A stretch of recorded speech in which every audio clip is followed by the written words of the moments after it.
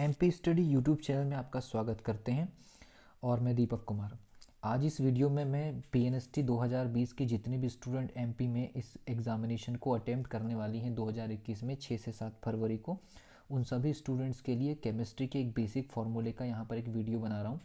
और इस वीडियो में मैं उन सभी इंपॉर्टेंट फार्मूले को शामिल कर रहा हूँ जो केमिस्ट्री के लिए फिजिकल केमिस्ट्री में न्यूमेरिकल पॉइंट ऑफ व्यू से या कुछ थ्योरेटिकल पॉइंट ऑफ व्यू से बड़े इंपॉर्टेंट क्वेश्चंस होने वाले हैं। ठीक है, अप्रॉक्सीमेट मैंने यहाँ पर 50 क्वेश्चन को या 50 फॉर्मूले को शामिल किया है और मैक्सिमम टाइम में पिछले 14 सालों में जितने भी क्वेश्चंस आए हैं वो सारे के सारे जो क्वेश्चंस हैं वो इन्हीं फार्मूले से आए हैं। ठीक है, अगर मान लीजिए इन फार्मूले को अगर आप याद कर लेते हैं तो आपकी फिजिकल केमिस्ट्री या केमिस्ट्री के न्यूमेरिकल से रिलेटेड मैक्सिमम से मैक्सिमम प्रॉब्लम सॉल्व हो जाएंगी। ठीक है, तो सबसे पहली चीज़ मैं आपको बता दूं, एक एटॉमिक मास यूनिट का जो वैल्यू होता है ये 1.66 इंटू 10⁻⁻27 किलोग्राम होता है।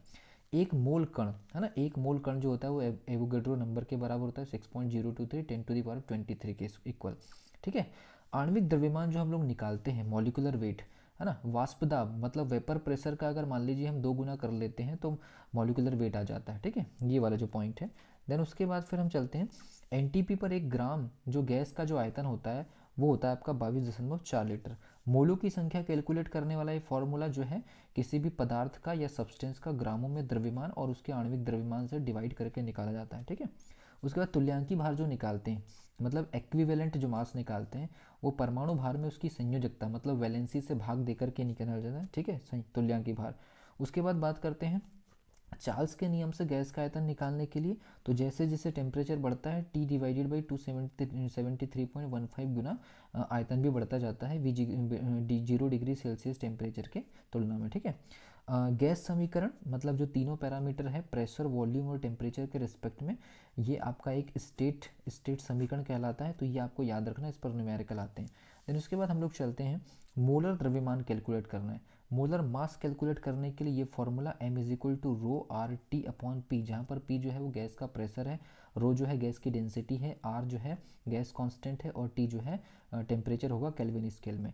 उसके बाद मोल प्रभाज, जैसे मान लीजिए ये विलेय हो गया, ये विलेय हो गया, ये विलायक हो गया, सेम उसी प्रकार से विलायक विलेय और विलेय। ठीक है, सॉरी विलायक। ठीक है, आंशिक दाब, ये डाल्टन का आंशिक दाब का नियम है जिसमें सभी मिश्रण में मिलाए गए सभी पार्ट्स का जो दाब होता है वो टोटल दाब के इक्वल होता है। ठीक है, शुष्क गैस का दाब कैलकुलेट करने के लिए एक फॉर्मूला दिया गया है जिसमें से गीली गैस का दाब में से उस दाब पर वाष्प दाब को अगर मान लीजिए माइनस कर देते हैं तो इजीली इसको कैलकुलेट कर सकते हैं।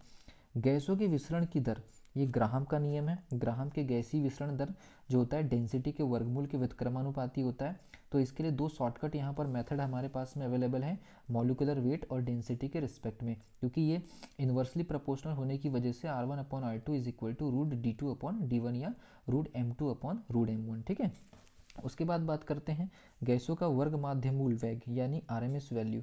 ये फॉर्मूला आपको याद रखना है, ये बहुत इंपॉर्टेंट फॉर्मूला है। ठीक है, रूट के अंदर स्क्वायर करने के बाद जितने नंबर ऑफ पार्टिकल्स भाग होंगे उनका भाग दे देना। ठीक है, गैसों का दाब जो हम लोग कैलकुलेट करते हैं P is equal to 1/3 dV square, जहाँ पर जो V जो है उसका आयतन, ठीक है, और D जो है डेंसिटी। उसके बाद उसके बाद गैसों का वेग अगर निकालना है, ठीक है, सॉरी यहाँ पर वेग V फॉर समझ दीजिए, यहाँ पर V फॉर वेग है, आयतन नहीं। ठीक है, और वेग अगर निकालना है तो 3PV/m का वर्गमूल और दूसरी बार में 3RT/m का वर्गमूल निकाल सकते हैं। ठीक है, तो ये इस वाले सेक्शन में आप देख लीजिए, बड़े इंपॉर्टेंट फॉर्मूले हैं। देन उसके बाद हम लोग चलते हैं इसके बैक साइड में। बैक साइड में मैंने आप लोगों के लिए फिर से कुछ फॉर्मूले और यहाँ पर ऐड किए उसी के आगे। ठीक है, तो अधिकतम प्रसंभाव्य वेग है ना, maximum probable value, average value और आरएमएस वैल्यू, इनमें ये जो रेशियो है ये आप याद रखिए, एग्जामिनेशन में पूछा जाता है। संपीड़ितता गुणांक कंप्रेसिबिलिटी फैक्टर PV/nRT, तो PV/nRT जो है जिसमें Z की एक वैल्यू आती है, Z इज ग्रेटर देन 1 और Z इज लेस देन 1। देन उसके बाद प्लांक समीकरण E is equal to H, जहाँ पर H is equal to Planck constant, तो प्लांक कांस्टेंट की वैल्यू आपको एग्जामिनेशन में दी होती है। ठीक है, देन उसके बाद है फोटॉन की ऊर्जा, इसको हम आइंस्टीन समीकरण से भी कैलकुलेट करते हैं, आगे जाकर के डिब्रोगली समीकरण में कन्वर्ट होता है, तो डिब्रोगली समीकरण से पार्टिकल की wavelength lambda is equal to H/mv से कैलकुलेट करते हैं। हाइड्रोजन स्पेक्ट्रम में हमारे पास में टोटल 5 श्रेणी होती है और वो जो 5 श्रेणी में आर की वैल्यू जो है रीडबर्ग कांस्टेंट 109678 पर सेंटीमीटर होती है, जिसमें लाइमन, बामर, पास्चन और ब्रैकेट और पेफुंड श्रेणी होती है। तो ये 5 श्रेणियों के लिए एक सिंपल सा फॉर्मूला यहाँ पर अप्लाई किया गया। इलेक्ट्रॉन का कोणीय संवेग p is equal to NH/2 जहाँ पर n बराबर कक्षा का क्रम होता है 1 2 3 4 हो सकता है, ठीक है। देन उसके बाद बोर की प्रथम कक्षा की त्रिज्या, किसी भी एक्चुअल में ये यहाँ पर प्रथम कक्षा नहीं आएगा, यहाँ पर किसी भी कक्षा के लिए n अगर 1 रखेंगे तो प्रथम आएगा, फर्स्ट आएगा। उसके बाद अगर n की वैल्यू 2 3 4 5 रखेंगे तो इस प्रकार से हम लोग जो है रेडियस कैलकुलेट कर सकते हैं ये। उसके बाद इसी बोर परमाणु मॉडल में हम लोग इलेक्ट्रॉन की एनर्जी निकालते हैं, इसको कार्यफलन या वर्क फंक्शन भी बोलते हैं। पर एटम में एक इलेक्ट्रॉन को किसी कक्षा से बाहर निकालने के लिए कितनी एनर्जी लगती है, तो ये वैल्यू आप याद रख सकते हैं, ठीक है। हाइजेनबर्ग का अनिश्चितता का प्रिंसिपल, ये जो अनसर्टेनिटी प्रिंसिपल है, del X into del P is greater than h/4 ठीक है। देन उसके बाद जो हमारे पास में SPDF होते हैं इनके क्रम की वैल्यू याद रख लीजिए, S की वैल्यू 0, P की वैल्यू 1, D की वैल्यू 2 और F की वैल्यू 3, ये एनर्जी लेवल है, ठीक है। और ऊर्जा नियम जो है अबव का नियम जो होता है वो जो N+L नियम कहलाता है। उसके बाद चलते हैं हम अगली यूनिट में। साम्य स्थिरांक K की जो वैल्यू होती है C⁻m1, यहाँ पर m1 जो होता है वो होता है आपके सक्रिय मॉलिक्यूल जो केमिकल रिएक्शन में भाग लेते हैं, और ये वाला जो पोर्शन है ये होता है प्रोडक्ट का, और ये होता है अभिकर्मक का, रिएजेंट का, ठीक है। इस प्रकार से साम्य स्थिरांक निकाला जाता है। उसके बाद हम लोग निकालते हैं K is equal to C∝1-, ये साम्य स्थिरांक निकालने का एक और फॉर्मूला है, जहाँ पर C जो होता है कंसंट्रेशन होता है, अल्फा जो होता है वियोजन स्थिरांक, और अल्फा की जो वैल्यू होती है वर्गमूल KV, ठीक है। तो V यहाँ पर आयतन हो जाएगा, ठीक है। तो ये अल्फा KV, ठीक है, K एक नियतांक राशि है। उसके बाद pH वैल्यू निकालने के लिए हमारे पास में एक फॉर्मूला अवेलेबल है pH वैल्यू निकालने के लिए।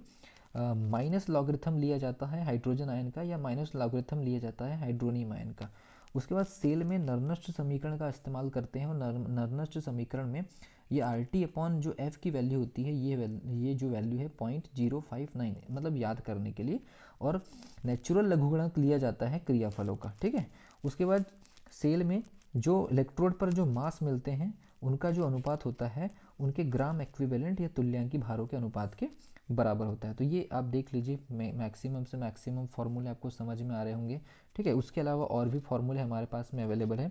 उसके बाद हम लोग कंटिन्यू करेंगे दूसरे सेक्शन में। तो दूसरे सेक्शन में आप देखते हैं क्या क्या है। जो हमारे पास में ठोस अवस्था वाला जो यूनिट होता है केमिस्ट्री वाला, जिसमें आपका देख लीजिए सरल घन SSC सिंपल क्यूबिक, उसके बाद केंद्रीय फलक, अंतः केंद्रीय फलक BCC बॉडी सेंटर्ड क्यूबिक, और फलक केंद्रीय घनी, ठीक है भाई। तो फेस क्यूबिक सेंटर। तो इनमें जो नंबर ऑफ मॉलिक्यूल्स हैं इनकी आप संख्या याद होना चाहिए आपको। यूनिट सेल जो होते हैं, यूनिट सेल की जो डेंसिटी निकालने के लिए जो वैल्यू है, Z आपका एटॉमिक वेट, और Z बराबर आपका एटॉमिक नंबर, और M बराबर एटॉमिक मास, और A बराबर उसकी रेडियस। तो इस प्रकार से हम डेंसिटी ज्ञात करते हैं। ये क्वेश्चन बहुत बार आया हुआ है अभी। हेनरी का नियम, किसी विलयन में या किसी सॉल्यूशन में जो गैस की विलेयता होती है, सॉल्युबिलिटी होती है, उसको हेनरी के नियम से सॉल्व करते हैं, ठीक है। M is equal to KP, K जो है हेनरी कांस्टेंट है, और P बराबर गैस का प्रेशर। मोलरता आप जानते हैं, 1 लीटर वॉल्यूम के अंदर 1 लीटर आयतन में विलेय पदार्थ की मोलों की संख्या। तो ये मोलों की संख्या निकालने का फॉर्मूला। सेम चीज़ें नॉर्मलता में, विलेय पदार्थ में नॉर्मल उनके जो तुल्यांकी भारों की संख्या, तो ये तुल्यांकी भार, नंबर ऑफ तुल्यांकी भार। उसके बाद ये राउल्ट का नियम, तो राउल्ट का नियम ये आप याद रखना है आपको। XA और XB जो है मोल प्रभाज है, जबकि P0A P0B शुद्ध अवस्था में दाब, और ये मोलर क्वथनांक उन्नयन स्थिरांक। उसके बाद परासरण दाब आपका कितना दिख रहा है आपको, pi is equal to CRT। वांठक गुणांक जो है I is equal to absolute, मतलब निरपेक्ष, और कैलकुलेटेड जो प्रैक्टिकल से मिलेगा, उन दोनों का जो रेशियो है वो आपका वांठक गुणांक कहलाता है, ठीक है। सेल में जो सेल स्थिरांक होता है वो L/A होता है, ठीक है। तुल्यांकी चालकता kappa is equal to K/V, जहाँ पर K जो होता है विशिष्ट चालकता होती है, और V जो होता है आयतन होता है। कोलरास के नियम में जो अनंत तनुता पर हम लोग जो चालकता निकालते हैं आयनों की, वो दोनों के योग के बराबर हो जाती है, ठीक है। इन दोनों को हम ऐड कर देते हैं, और फैराडे कांस्टेंट की वैल्यू 9 मतलब 96,500 ग्राम प्रति ग्राम। उसके बाद अभिक्रिया की दर dx/dt K एक नियतांक राशि है। A⁴m B⁴m ये सक्रिय मॉलिक्यूल्स की संख्या होती है, ठीक है, इसको याद रखना है। और अर्धायुकाल 0.693 डिवाइडेड बाई K, जहाँ पर K बराबर अभिक्रिया की दर। और अर्हीनियस समीकरण जो है K is equal to AE⁻ EE/RT। तो ये 47 जो फॉर्मूले हैं, ये 47 फॉर्मूले एग्जामिनेशन पॉइंट ऑफ व्यू से बहुत इंपॉर्टेंट है। वीडियो को रोक करके सभी फॉर्मूले को आप एक बार याद कर लीजिए या नोट डाउन कर लीजिए, ठीक है। सो केमिस्ट्री के जो बेसिक फॉर्मूले की प्रॉब्लम जो है हम यहीं पर आपको एंड करते हैं, और इसको आप बेसिकली प्रिपेयर कर लीजिए एग्जामिनेशन में एंटर करने के पहले। So wish you all the best.